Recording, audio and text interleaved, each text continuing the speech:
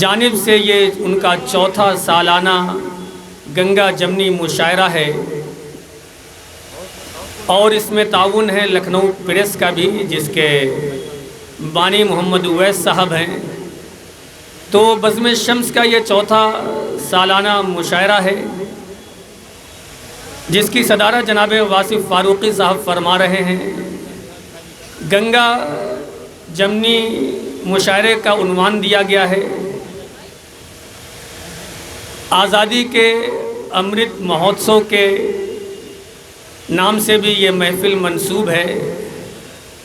میرے لیے کشمکش ہے کہ میں کہاں سے گفتگو کروں، اس لیے کہ بزم شمس کی بھی اپنی ایک خدمات ہے، اور 78واں یوم آزادی یہ دیش منا رہا ہے۔ لیکن میں چاہتا ہوں کہ گفتگو یہاں سے شروع کروں کہ 1950 میں ہمارا سمویدھان لاگو ہوا تھا، جس نے غریب، دبے کچلے، غریبوں، یتیموں، بے کسوں، بے بسوں کو ان کا ادھیکار دیا۔ اوپر سے لے کر نچلے طبقے تک تمام لوگوں کو ایک ایسا ادھیکار دیا جس کے سائے تلے ہم سب یہ بہترین سفر طے کر رہے ہیں۔ اور ہندوستان، ہمارے درمیان جناب ثنا لہر پوری صاحبہ تشریف لا چکی ہیں۔ میں ان سے گزارش کر رہا ہوں کہ اسٹیج پہ اس جانب تشریف لیں، روبینہ یاز صاحبہ کے پاس۔ تو میں گفتگو یہ کر رہا تھا کہ 1950 میں ہمارا سمویدھان لاگو ہوا،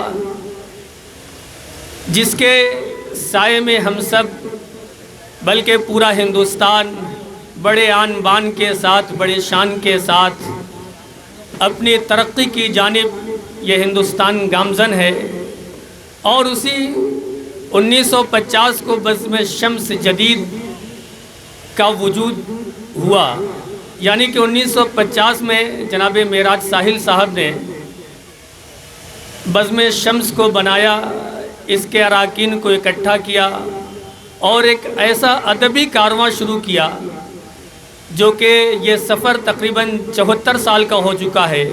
یعنی کہ سمویدھان کی جو ہماری کتاب ہے اس کی عمر بھی 74 سال ہے، اور بزم شمس جدید کی عمر بھی 74 سال ہے۔ ہمارے صدر صاحب کی بھی اتفاق سے 74 سال ہے۔ تو میں گفتگو یہ کرنا چاہتا تھا کہ جس طریقے سے آج کے اس نازک دور میں سمویدھان کی حفاظت، اس کی رکشا ضروری ہے، اس لیے کہ ہمیں ہمارا ادھیکار مل سکے، ہمارے حقوق مل سکے، دبے کچلے لوگوں کو ان کا ادھیکار مل سکے، اور ہندوستان اپنی وہی آن بان شان کے ساتھ اپنی منزل کی جانب سفر کر سکے۔ اس لیے سمویدھان کی کتاب کی حفاظت بہت ضروری ہے، اور اس لوکتنتر میں، اس جمہوریت میں تمام طبقے کے لوگ اس کی حفاظت کرنے میں مصروف ہیں۔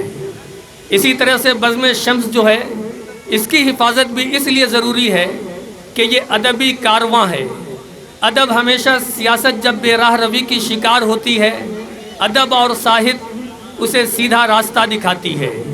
جب لوگ غیر مہذب ہو جاتے ہیں تو ادب اور ساہت اسے مہذب بناتا ہے۔ جب لوگوں میں نفرتیں پیدا ہو جاتی ہیں تو ادب اور ساہت لوگوں کے اندر محبت پیدا کرتا ہے۔ جب ملک بے راہ روی کا شکار ہوتا ہے تو ایک فنکار، ایک شاعر، ایک ادیب کھڑا ہو کر آئینہ بن کر اسے بتاتا ہے کہ صحیح راستہ کیا ہے، صحیح ڈگر کیا ہے، صحیح سمت کیا ہے۔ اس لیے ادب کی بھی ضرورت ہے حفاظت کرنے کی، اور جو سمویدھان کی ہماری کتاب ہے جس کے سائے کے نیچے ہم سب سفر کر رہے ہیں، اس کی بھی حفاظت ہونی چاہیے۔ میں تو یہ مانتا ہوں کہ ادب جو ہندوستان ہی نہیں بلکہ پوری دنیا کو مہذب بناتی ہے، وہ کسی بھی زبان کا ادب ہو۔ اسی طریقے سے سمویدھان ہمیں وہ موقع عطا کرتی ہے جس کے ذریعے ہم آزادی سے اس ملک میں کھل کر جیتے ہیں۔ تو یہ دونوں ہندوستان کے خوبصورت جسم کی وہ دو آنکھیں ہیں جس کے ذریعے سے ہمیں دیکھنا نصیب ہوتا ہے، جس کے ذریعے سے ہم پورے دنیا کو دیکھتے ہیں۔ ایک کے ذریعے سے ہمیں ادھیکار ملتا ہے، دوسرے کے ذریعے سے ہم اپنے آپ کو مہذب اور خوبصورت بناتے ہیں۔ بے راہ روی جو سیاست جو بے راہ روی کا شکار ہو جاتی ہے اسے سیدھے راستے پہ سیدھے ڈگر پر لانے کی کوشش کرتے ہیں۔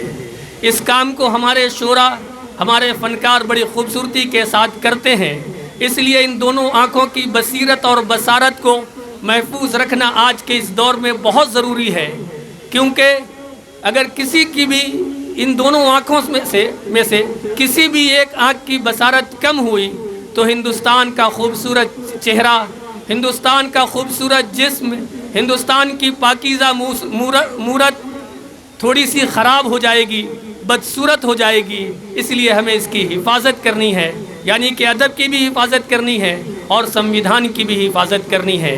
اگر ہم نے اس 78ویں یوم آزادی کے موقع پر یہ عہد کر لیا کہ ہمیں ایک ہاتھ سے سنویدھان کی کتاب کی حفاظت کرنی ہے اور دوسرے ہاتھ سے ادب کو مضبوط کرنا ہے، اس لیے کہ جب دونوں ساتھ ملتی ہیں تو ایک خوبصورت سفر طے ہوتا ہے، ہندوستان کو مضبوطی ملتی ہے اور اس کی بنیاد میں جو طاقت ملتی ہے، جو قوت ملتی ہے، اس کی وجہ سے یہ خوبصورت شجر ثمر آور ہو جاتا ہے، لہلہانے لگتا ہے۔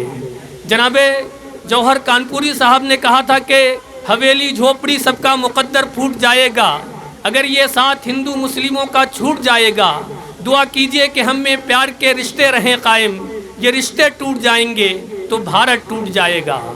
جناب چرن سنگھ بشر صاحب نے کہا کہ چراغوں کے سفر میں دبدبا ہو آندھیوں کا تو پھر انجام ظلمت کے سوا کچھ بھی نہیں ہے، یہ دنیا نفرتوں کی آخری اسٹیج پر ہے، علاج اس کا محبت کے سوا کچھ بھی نہیں ہے۔ اسی شہر کی ایک شاعرہ ڈاکٹر شوبھا ترپاٹھی صاحبہ نے کہا کہ عبادت سے نہیں ہے کم عنایت بانٹتے چلیے، عبادت سے نہیں ہے کم عنایت بانٹتے چلیے، لبوں پر مسکراہٹ کی شرارت بانٹتے چلیے، ہمارے اس وطن کو نفرتیں برباد کر دیں گی، محبت کی ضرورت ہے، محبت بانٹتے چلیے۔ میں نے